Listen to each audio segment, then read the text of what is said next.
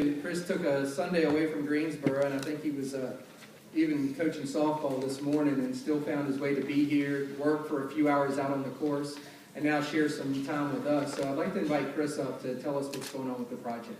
Kris?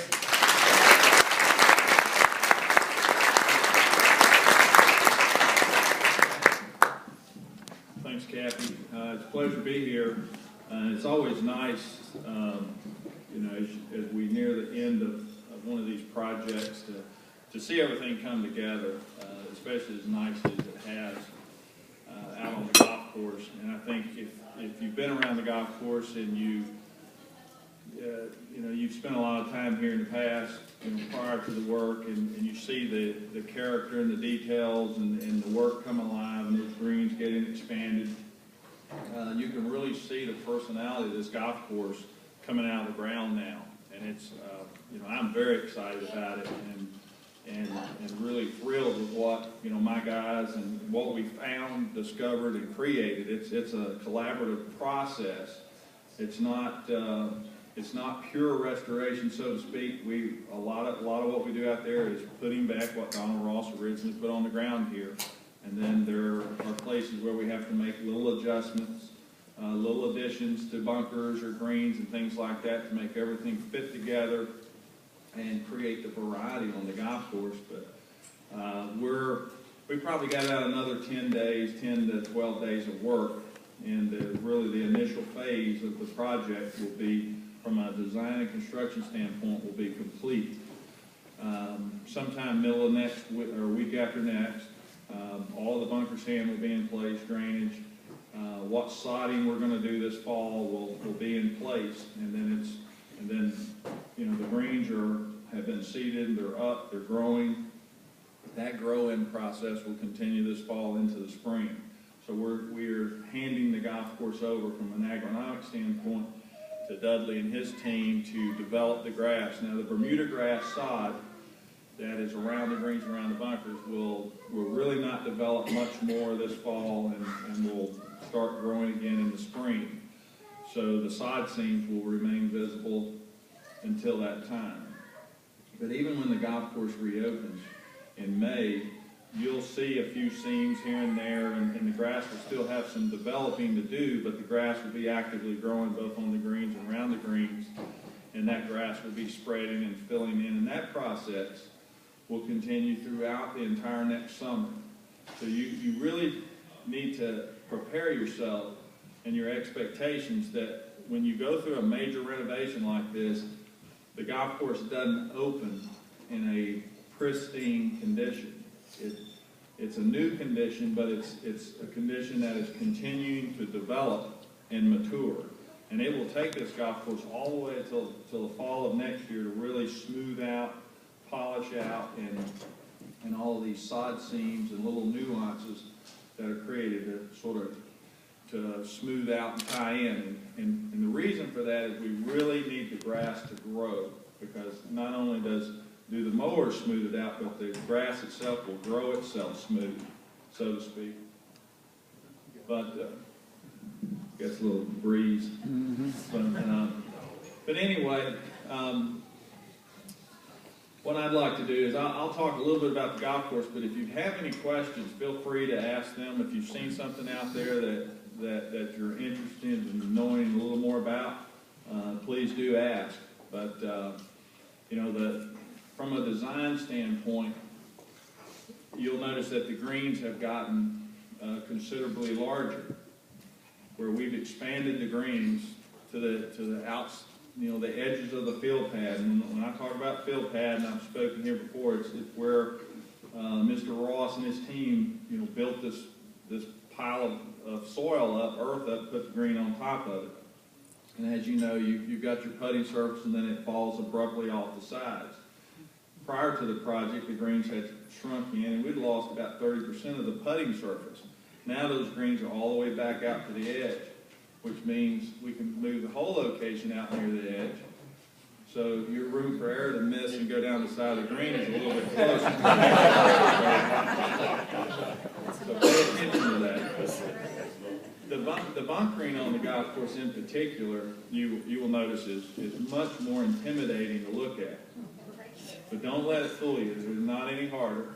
But you do want to stay out of it. But really, Ross's intention with bunkering, with the grass face bunkering and the sand low in the bottom, I've said this before, that by doing that, the depth of the bunker is revealed visually to the player. So he wanted the player to notice the bunkers, take them into consideration in playing the golf hole, and really it's up to the player to avoid them. But the more aggressive you play this golf course, you're going to find, as you're really attacking the golf course and you interact with the bunkers, the more aggressive you are, the deeper into the bunkers your ball will run, the closer to the grass face it will get, and the tougher your bunker shot will be. So you've been warned.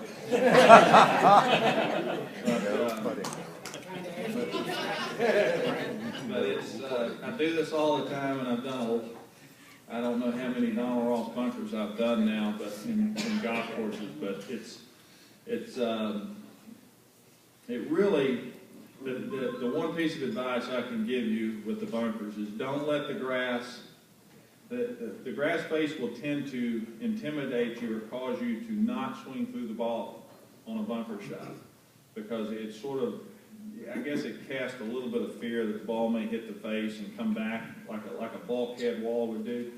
But actually the ball, if it hits the face, will go straight up and come down on the green many times. So just make sure you swing through all the way through the shot. Don't stop the shot at the bottom of the swing. And if you're having problems with it, go see the golf staff. And have a lesson. But new bunker sand, nice firm bunker sand. I'm very pleased with the bunker sand. You know, the greens have new drainage. We've got the new grass growing on them. We're going to have a good, nice deep root system. I mean, we've got all the tools in place to have a very successful outcome with this project. And I could not be more thrilled with what I see out on the property. I think what we've done is we've tied the greens and the bunkers together with the nice rolling ground and the topography that exists out there. And it's the kind of golf course, it makes me want to play it. And any time a golf course does that, I know it's, in my opinion, it's very good. So I look forward to coming back and having a chance to play it in the spring, and at that time I'll get a chance to speak and listen to some of your experiences out there. And it's okay.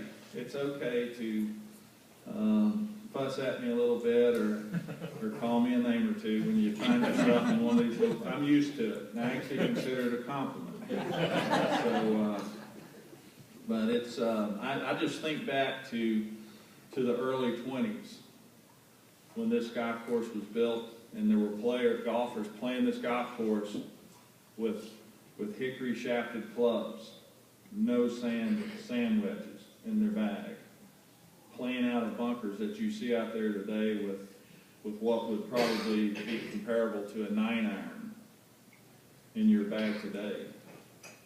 And, you know, balls that had limited ability to get airborne and things like that. You can imagine how difficult the bunkering in the golf course would have been at that time. So we really don't have any excuses to complain with everything, all the technology we have today. But I'll sort of stop right there. If you've got any questions or anything else you'd like to know about. New greens, how receptive will they be to holding, shots on the first year? Do you think? Well, every sand is different. I would expect this sand to be fairly receptive. The greens will firm up, be the firmest in the spring. These new A1, A4 grasses, they root vigorously in the spring. And they'll actually, the grass will tighten up, get extremely tight with a heavy root system. And the ball will typically hit, release, bounce a time or two, and then bite. But this sand seems to be a little more receptive than some I've used. So I think they'll be to your liking, so to speak. You're still going to have to strike the ball